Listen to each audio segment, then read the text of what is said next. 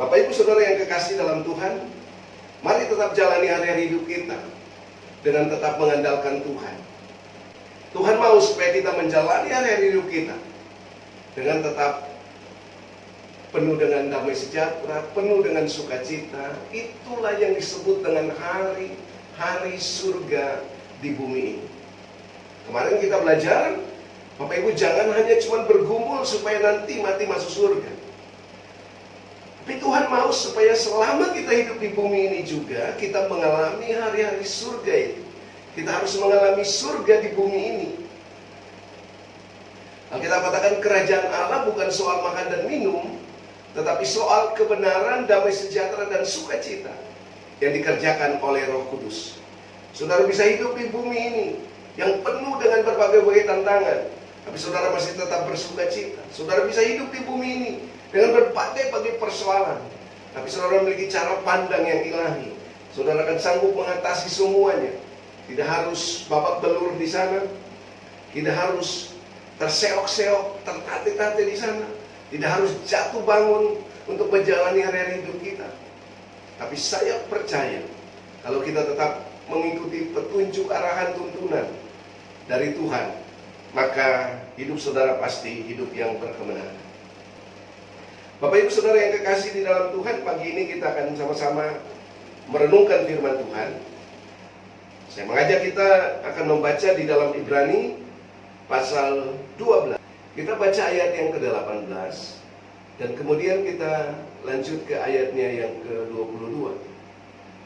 Firman Tuhan katakan, sebab kamu tidak datang ke gunung yang dapat disentuh dan api yang menyala-nyala, kepada kekelaman dan gelap angin badai, bunyi sangkakala dan bunyi suara yang membuat mereka yang mendengarnya memohon supaya jangan berbicara lagi kepada mereka. Kita lanjut ke ayat 22.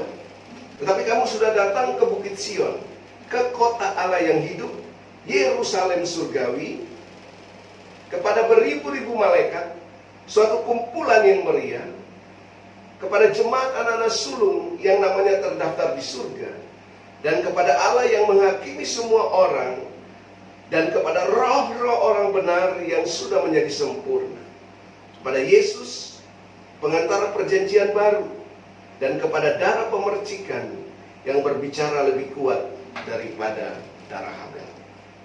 Bapak Ibu Saudara yang kekasih, bagaimana supaya kita bisa menjalani hari hidup yang berkemenangan di dalam Tuhan? Minggu lalu kita belajar tentang kita harus menemukan rumah Tuhan. Dan kita harus tinggal di dalam rumah Tuhan itu, memuji dan menyembah Tuhan. Maka kita akan mendapat kekuatan yang baru. Kita akan terus, sekalipun kita berjalan dalam lembah baka, kita akan membuatnya menjadi lembah yang bermata air.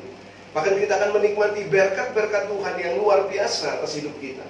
Dan kita akan berjalan dari kekuatan kepada kekuatan menuju Tuhan di Sion. Mazmur 84 ayat yang ke-5 sampai ayat yang ke-8 kita baca kemarin. Nah, perbedaan antara Musa dan Yesus Kristus.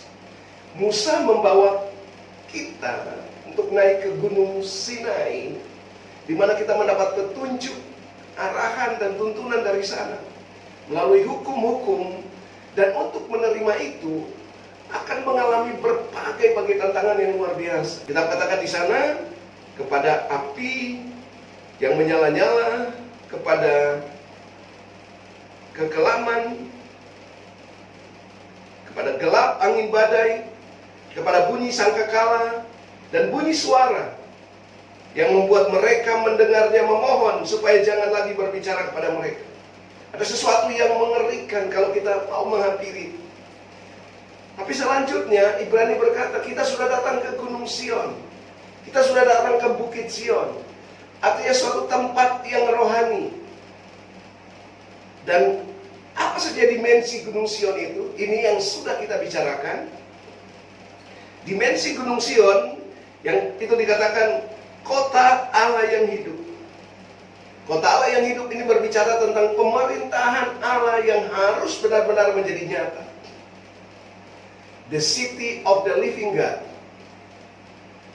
Kota Allah yang hidup ini berbicara tentang pusat pemerintahan kerajaan Allah yang benar-benar kita bisa merasakannya dan kita mengalaminya selama kita hidup di bumi ini. Dan pemerintahan kerajaan Allah yang beroperasi dalam hidup kita adalah kebenaran, damai sejahtera, dan sukacita yang dikerjakan oleh Roh Kudus. Alkitab katakan kerajaan Allah bukan soal makan dan minum, tapi soal kebenaran. Apakah dalam kehidupan kita setiap hari, baik dalam kehidupan keluarga, rumah tangga, dalam kehidupan pekerjaan, dalam kehidupan pelayanan, apakah ada kebenaran menjadi nyata di sana? Ataukah seringkali dalam keluarga suaminya suka tipu istri, anak-anaknya tidak jujur dengan orang tua, dan berbagai-bagai hal. Itu bukan realitas surga.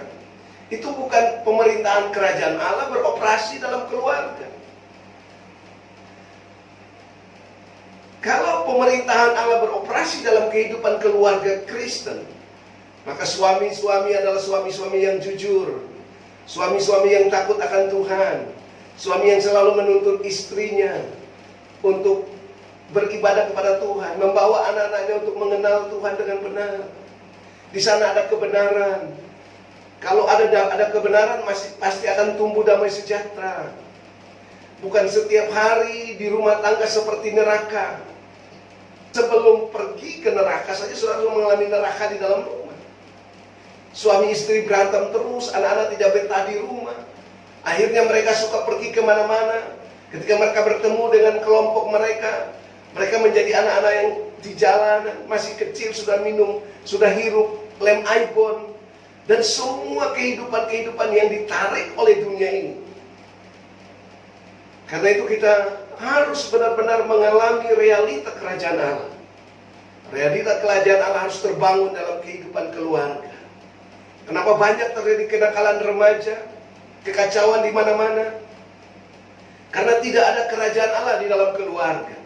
Karena tidak ada damai sejahtera dalam keluarga.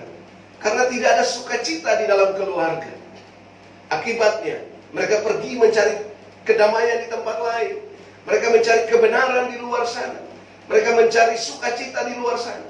Dan yang mereka temukan bukan kebenaran yang ilahi, tapi justru musuh membohongi mereka, menarik mereka ke dalam satu kehidupan yang hanya sesaat.